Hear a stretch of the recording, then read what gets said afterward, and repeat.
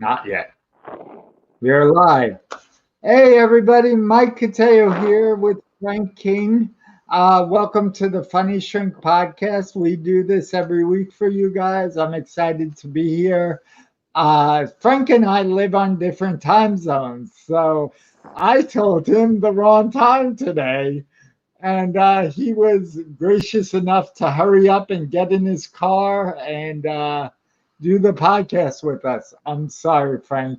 That's all right, man. You're picking on a guy whose home may have burned down. That's just cold. Cold. Um, Wah, wah, wah. So Wah. much drama. I'm just playing. We have a very exciting guest for us today. He wrote a book called The Present is a Gift. Um, and we are excited to have him here. His name is Elchenan Ogorek. He just told me that, how to say it. And let's welcome him into the studio. Yay! What's Hey, going on? Awesome to have you here. How are you doing? I'm great. Thanks for having me. Thank you for coming. I like Yeah, I like your little truck in the background. That's awesome. yeah. It's there's actually a nice story to that. Uh, it was my older son Leo. So on our first road trip, we found a random store in Vermont that takes materials and recycles them, or has works with artists that recycle them. So that used to be a desk with bike tires, and they turned it into a car, and we thought it would be very apropos for our son's first road trip, and the fact that we like reusing stuff. We're very into like recycling and caring for the earth and everything. So yeah, That's cool. That's yeah, cool. yeah. So, you were telling me your last name, it means what? Ogorek is Polish for cucumber or pickle. If you go on YouTube and you type in my name, Ogorek, uh, one of the things that might come up is a bunch of kids singing, I think in Polish, Ogorek, Ogorek, Ogorek, and they're just dancing around, and you see a cucumber with a smiley face, carved into it. It's very funny. Yeah, That is cool. yeah. And when So, was the last time American kids got that excited about a cucumber? It's actually funny that you say that because I'm very into mindfulness, but I go at it in a very informal way. I'm not like I don't consider myself a professional per se, but one of the things that I do, one of the things about mindfulness is grounding, is about paying attention to what you feel, what you taste, what you see. And one of the things we have in our household is when we often eat cucumbers, maybe because that's my last name. Um, and we have this thing where when we go for the first bite, we all, whoever's eating the cucumber says quiet, quiet, quiet, and we wait for the loud crunch. Yeah, so it is funny. I guess we do that somewhat, and it's sort of like helping our kids really just pay attention to the moment and pay attention to what they're eating, and have an appreciation for what they're eating. So they're not just taking it down. So that's something that we do actually. So it's So, not dancing around in a circle, but do the kids ever go, "Oh no, not cucumbers again"?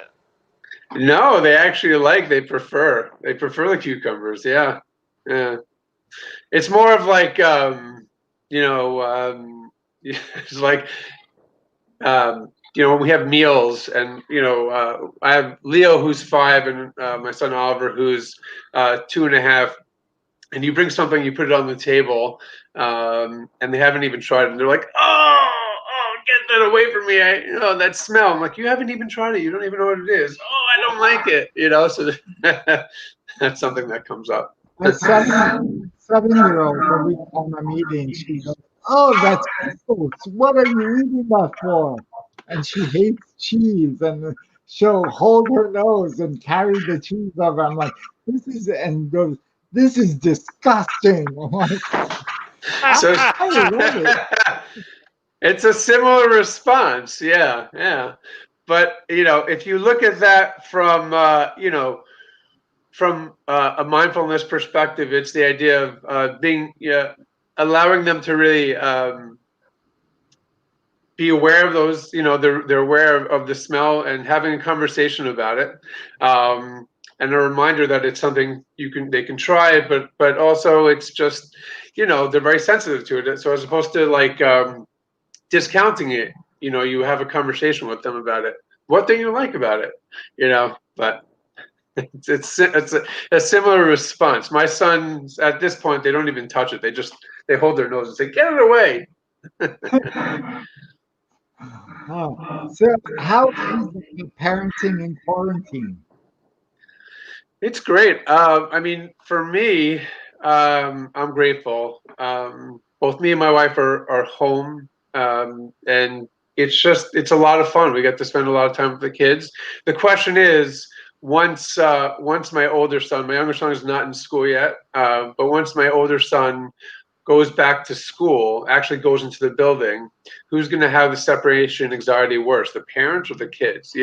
Ah, Yeah. So yeah, it's great. My older son Leo started school, but it's all virtual, so we're still very present. Sitting with Yeah. him during class. do you Yeah. have a straight job, Yo? Do I have a straight job? I actually was recently laid off, so I'm in the market. But yeah, so it's good that we're both home. So when my older son Leo's in class, I get to spend some time with my younger son. Uh, Nice. Yeah, yeah. Mike, what about you? Did your daughter start school? Yeah, she's doing virtually, and over here they had option to go in and wear a mask. She would not be able to do that at all. So it's all virtual now, which is very weird, and I don't know how I feel about it. Like there's no separation, Right. but it's working for now. Is what. Okay. So what do you do? You're a social worker, I know that, but what's your specialty? So, I'm a social worker. Um, I have, varied experiences. The experience that I have the most with, the population that I have most with, is people with intellectual and developmental disabilities, and that is an interest of mine.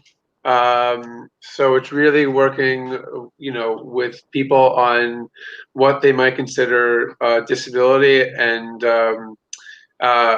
letting them know, or working with them, that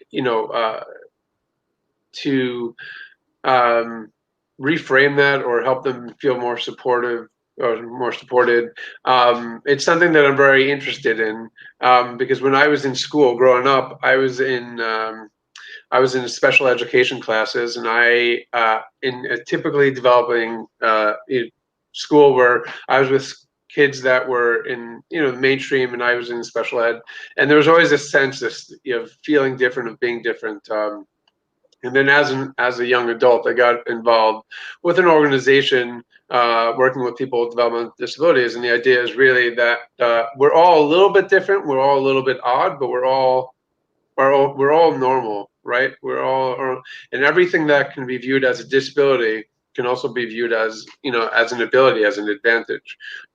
So that's something, like a personal connection, and how I got involved in it. Um, what inspired me to write my book, The Present is a Gift, right here, was years ago. I got involved in a day program working with adults with substance abuse and mental health disorders, and I got involved with mindfulness. And the idea that what really turns me on about mindfulness is being present in the moment, uh, uh, not holding on to judgment, not being judgmental, and that means of others and of yourself. So it's a reminder of, like, if you're feeling bad about yourself, or something like that, just sort of checking in with yourself and really evaluating where those feelings are coming from. That's with other people also. When I was working in this program years ago, I had a group on mindfulness, and they were like terms, like college terms. So there was the term ended, and then the new term started. And one of the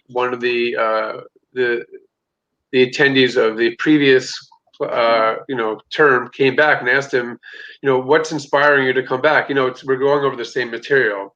And he said to me, I really have to work on not beating myself up and judging myself less. And this has really taught me to do that. And I feel like even though it's the same material, coming back would be very beneficial. So The Present is a Gift is also the story. Really, it's a loosely based story where it's a teacher going out of the classroom, bringing the students out of the classroom, and showing the students different animals doing yoga poses and having positive affirmations and mindfulness. My yoga. So the idea with how yoga sort of fit into the story is. Years ago also, I have a friend who turned me on to yoga, and I was very inspired by it. I was very turned on by it. I went to a gym, and I wasn't comfortable with the vibe, everybody lifting weights, and it felt like, just from my perspective, I didn't fit in well. And when I got involved with yoga, you can fall over. You can do it. Some of these poses. I'm good with falling over. I'm great with falling over. That's And it was accepted. Like there were some poses where it was impossible for me to do, impossible, and I would just fall over. And the teacher would say, "If you can't do it, just do the best you can." And that sort of, for me, ties into mindfulness. It's not about perfection. It's about doing the best you can, and it's about laughing at yourself. Mike, you're the funny shrink, right? And I think that it's important to have opportunities to laugh at yourself. Not in a way that's saying, like looking down at yourself, but it's more of like the acceptance of it. I can't do this yoga pose, or I tried doing this and it didn't work out. But it's okay. It's okay. So, what? I was at the gym once, and I lifted. I was on the bench. I lifted something up, and I lost my balance, and I just slow falled onto the floor. Oh. And I was so embarrassed. I couldn't stop laughing, and people were like, "Are you okay?" And I couldn't get two words out. Yeah. I was so. It's funny to me. Falling is funny. Well, I mean, thank God you were okay, but it's how we deal with the embarrassment. But yeah, we all have those experiences. I mean, when I'm doing yoga, when we're doing the headstands, and I have in no way can I do it, and I try doing it, and I fall over, I just laugh at myself. And in that environment, it's acceptable. It's sort of like, whatever, you do the best you can. And sort of bringing it back to my book is. The animals aren't doing the poses exactly or as great as they can. And the idea is, about acceptance, doing the best you can. So one of the animals in my book is Mindful Froggy. And Mindful Froggy is you breathe in fully and you breathe out fully. You really pay attention to the breath. And a frog is a really good example of that. A frog is a really good example of the belly breath. And I had a mascot created for my book.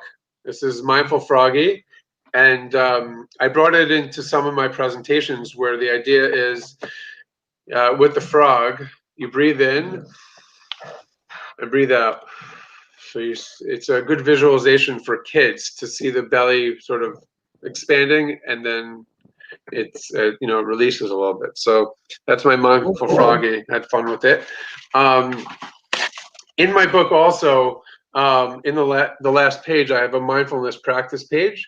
It's all the animals' yoga poses and the mindfulness affirmations. And what I did is when I went for school presentations, I handed out laminated copies. And the idea is you can write dry erase. So you can practice with your kids. You can practice your own mindfulness ideas. So, for example, the sloths move very slowly. So the idea is, when you're in a moment, to take your time in it. Try not to think about what's happening in 10 minutes or an hour. Think about what's happening right now, and you can really learn to appreciate it. You ground yourself in that moment. So the example for that is, I will take my time and not rush through. It can be, for me, sometimes at night, washing dishes, like paying attention to it, not rushing through it, really focusing on what I'm doing. And it might seem like it's not a very important task, but it helps sort of train your mind to be in the moment. And with kids, if they're having a hard time in school, if they feel very distracted, if there's just a lot of stuff going on, maybe at home or outside of the classroom, you can sort of take these ideas and they can dry erase. They can write, today I will take my time and not rush through math class. I don't love math, but it's just a reminder about that. And then you have the bear. So I will make sure to notice all the details when so it's sort of when I'm spending time with my brother, sort of pay attention to that. So those are just something that I did with my book. And the idea is really for it to be teachable and be very straightforward. Can I ask a question? Sure. You said Mike, sorry, before go you ahead. do, speaking of living in the present, you don't know this, but I'm in Oregon. We had to evacuate. It looks like they're letting people go back toward our neighborhood at this moment, so I don't want to miss the window. So I'm going to have to bail out. I apologize. That's okay. Frankie, I love you. Be Stay safe. safe. Nice to meet you, Frank. Nice to meet Stay you. safe. Keep up the good work. Thanks so much. Bye. All right. Hey, Yeah, Mike. so you were, I made us both equal. Yay. We are both equal. You're a little better. So you were in special ed Yes. for how long? Essentially, all grade school. Oh, wow. I was in special ed. When I was, I think around 5 years old, I was diagnosed with ADD, which transitioned to ADHD. Yeah. I started in a typically developing, school for mainstream kids, and it was a big class, and I was having a hard time, and I transitioned to special ed classes, smaller classes. Wow. Yeah, and it was it was a good learning experience. And then at some points when I was in high school, I didn't even think I was going to go to college. I didn't think that was for me, but I had a teacher, sort of like a guidance counselor, the only person who really got me through high school. Yeah. And she encouraged me to go to college. She actually visited a college campus with me. And through that, I was able to not only go to college, but I went to graduate school. That's incredible. So, yeah. So that's a real testament, like special ed to master's degree. Yeah. That's Yeah. amazing. I was in special ed for like first and second grade, and then they mainstreamed me, and it helped. Like I remember those first few years being very nurturing, and it was hard to move on to something different. It's nice to hear that early on there was such an impact. Yeah. Yeah. I mean, for me, there are pros and cons of staying in the special ed, but I think that was just my story, and I'm thankful and grateful for that story, because if it wasn't for that story, things might have been very, different. And, I'm very happy with how things turned out, so, Cool. but it's really about taking those moments, so early on, having those moments, yeah. I think your book is amazing. I really want to get a copy. I feel like it would be helpful for our kids and so many others out there. Where can people buy it? If you go online, I think it's in like Walmart, Barnes and Noble online. mostly, I think that Amazon is a great deal. If you go on Amazon, you can check out like sample pages. You can check out reviews. So really, Amazon I think is the best deal. I think I've been focusing on it the most. And they have a really good platform, Cool. for you to see the book. If the book doesn't come in great condition, you can return it. So yeah, I feel like I'm marketing for Amazon, but We're it's really the best. marketing for you. Amazon is just a vehicle. Yeah, but yeah, it's a great book. There are options for the Kindle version, paper back and hard copy. So there are options to get it. I would say the Kindle version is the best priced, but I think that getting a hard copy is really the best. And I'm very into reading in general. And when I was commuting an hour commuting, I used to read a book, and I'm very into science fiction, and a lot of these books are really big. So I transitioned to reading Kindle books. It's a lot easier to carry around, a Kindle than it is a big book. So that might be something. But in terms of the mindfulness practice page, I think it could be really helpful if you got the book and you laminate that last page, or you make a copy of the last page and laminate it, and do something that you can practice with your kids, something that you can practice on your own. Yeah. Cool. Thank you so much for stopping by. It was a pleasure having you, man. Yeah. Thank you for having me. You're a good person, Mike. Yeah, I try. I do what I can. So as are you. So I'm gonna end the broadcast, but don't go anywhere. I want to talk to you after. All right? Okay. Cool. Okay. Bye, guys. Thanks for Bye. stopping by. Bye.